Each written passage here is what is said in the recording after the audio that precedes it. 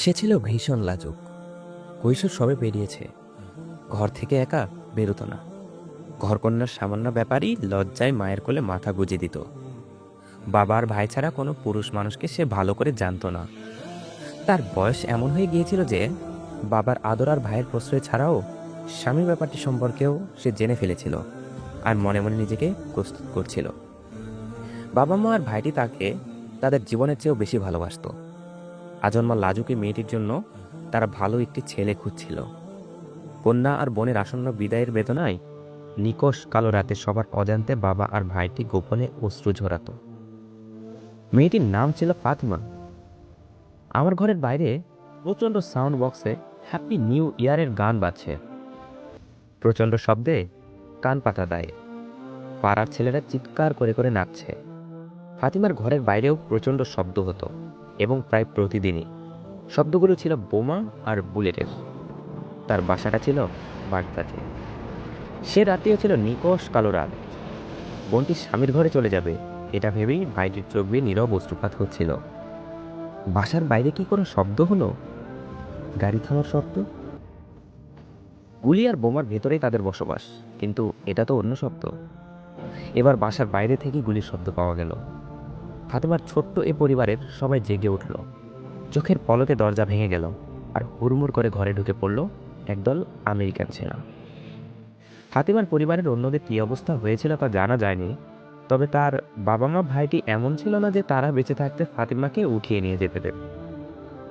যে ফাতিমা বাবা মা ভাইকে ছাড়া একা কোথাও সফর করেনি, সেই ফাতিমাকে নিয়েই আমেরিকান হামলে জিপটি রাতের বোমার আওয়াজ ছাপিয়ে এগিয়ে চলল আবু গারিব কারাগারের দিকে। আহ ফাতিমা, দেখি আমার আপনার বোনটি নয়? কি হলো তার সাথে? একদিন, দুদিন, 3 দিন সময় চলে যায়, কিন্তু তার কোনো খবর আসে না। তবে কি তার ভাগ্যেও তাই হলো, যা আরও অসংখ্য বোনের হয়েছিল, যারা চিরতরেই হারিয়ে গিয়েছিল সবার কাছ থেকে? কয়েকদিন পর একটি গোপন চিঠি এলো আবু গারিব থেকে। এ তো ফাতিমার চিঠি। কি লিখেছে সে? আসুন দেখি। বিতাড়িত শয়তান থেকে আল্লাহর কাছে আশ্রয় চাইছি। পরম করুণাময় ও অসীম দয়ালু আল্লাহর নামে শুরু করছি।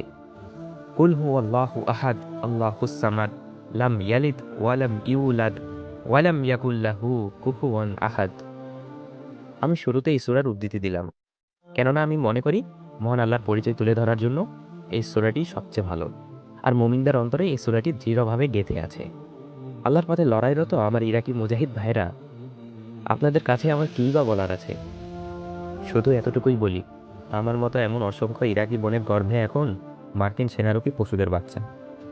এরা আমাদের অসংখ্যবার ধর্ষণ করেছে। তারা আমাদের শরীরকে নষ্ট করে দিয়েছে, আমাদের মুখে থুতু ফেলেছে। আর যে কোরআনকে আমরা গলায় ঝুলিয়ে রাখি, সে কোরআনকে তারা ছিঁড়ে ফেলেছে। আল্লাহু আকবার, আল্লাহু আকবার। আপনারা কি আমাদের অবস্থা উপলব্ধি করতে পারছেন না? আপনারা কি এখনকার অবস্থা সম্পর্কে জানেন না? আমরা আপনাদের মুসলিম বোন। আমরা আপনাদের মুসলিম বোন। আল্লাহ কাল এ ব্যাপারে আপনাদের কাছ থেকে হিসাব নেবেন। আল্লাহর শপথ, আমরা এমন কোনো রাত কাটাইনি যে রাতে পশুরূপী মার্কিন সেনারা আমাদের ধর্ষণ করার জন্য আমাদের উপর ঝাঁপিয়ে পড়েনি। আমরা হচ্ছে তারা যারা আল্লাহর ভয়ে নিজেদের সতীত্বকে রক্ষা করে চলতাম। আল্লাহকে ভয় করুন ও ভাই, আল্লাহকে ভয় করুন। আমাদের সহ তাদেরকে মেরে ফেলুন, আমাদের সহ তাদেরকে ধ্বংস করে ফেলুন। আমাদের এখানে এভাবে ফেলে রাখবেন না, আমাদের এখানে এভাবে ফেলে রাখবেন না, যাতে তারা আমাদেরকে ধর্ষণ করে আনন্দে থাকতে পারে। এটা আপনাদের জন্য আল্লাহর সান্নিধ্য পাবার একটা পথ হবে।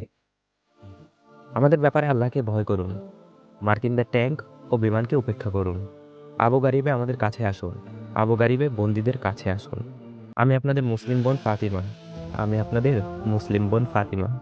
একদিন তারা আমাকে 9 বারের বেশি ধর্ষণ করেছে, 9 বারের বেশি। আপনারা কি উপলব্ধি করতে পারেন না? ও ভাই, আপনারা কি উপলব্ধি করতে পারেন না? কল্পনা করুন, আপনার আপন বোনটিকে যদি তা করা হতো। আপনারা কেন আমাকে বোন হিসেবে নিচ্ছেন না? আমি আপনাদের বোন, আপনারা কেন আমাকে বোন হিসেবে নিচ্ছেন না? আমার মতো এখানে আরও 13 জন মেয়ে আছে, সবাই অবিবাহিতা। সবাইকে প্রত্যেকের সামনে ধর্ষণ করা হয়েছে। তারা আমাদেরকে নামাজ পড়তে দেয় না, তারা আমাদের কাপড় কেড়ে নিয়েছে এবং আমাদের পোশাক পরতে দেয় না। আমি যখন এই চিঠি লিখছি, তখন একটি মেয়ে আত্মহত্যা করেছে। তাকে বর্বরভাবে ধর্ষণ করা হয়েছে। একজন সৈন্য তাকে ধর্ষণ করার পর তার বুক ও উরুতে আঘাত করে। সেই সৈন্যটি তাকে অবিশ্বাস্যভাবে নির্যাতন করে। মেয়েটি এরপর দেয়ালের সাথে মাথা ঠুকতে শুরু করে। দেয়ালের সাথে মাথা ঠুকতে থাকে তার মৃত্যুর আগ পর্যন্ত। মৃত্যুর আগ পর্যন্ত সে আর সহ্য করতে পারছিল না। যদিও আত্মহত্যা করা ইসলামে হারাম, আমি তাকে ক্ষমা করে দিয়েছি। আমি আশা করি আল্লাহ তাকে ক্ষমা করে দেবেন, কারণ তিনি হলেন সর্বোত্তম ক্ষমাশীল। মুসলিম ভাইরা, আমি আপনাদের আবার বলি, আল্লাহকে ভয় করুন। আমাদের সহ তাদের মেরে ফেলুন, যাতে আমরা শান্তি পেতে পারি। আবু গারিব কারাগার থেকে আপনাদের বোন ফাতিমা। আমার বাসার বাইরে প্রচণ্ড শব্দে গান বাজছে। মুসলিম পরিচয় নিয়ে একদল ছেলে নেচে চলছে। আজ যাদের ফাতিমার কষ্টে একাত্ম হয়ে সাহায্য করার জন্য আল্লাহ আদেশ দিয়েছেন, তারা উন্মত্ত অশ্লীলতায় নিজেদের ভেতর হ্যাপি নিউ ইয়ার সেলিব্রেশনে মত্ত। মুখে আর মোবাইলের মেসেজে চলছে তাদেরই একনিষ্ঠ অনুসরণ, যারা একদিন আমাদের বোন ফাতিমাকে 9 বার ধর্ষণ করেছে। আল্লাহ কি আমাদের এমনি ছেড়ে দেবেন? অবশ্যই না। আমাদের সাবধান হওয়া উচিত এখনই। কেননা তিনি বলেছেন, ইন্না বাতাসা রব্বিকা লাশাদীদ। নিশ্চয় তোমার প্রতিপালকের পাকড়াও অত্যন্ত কঠোর।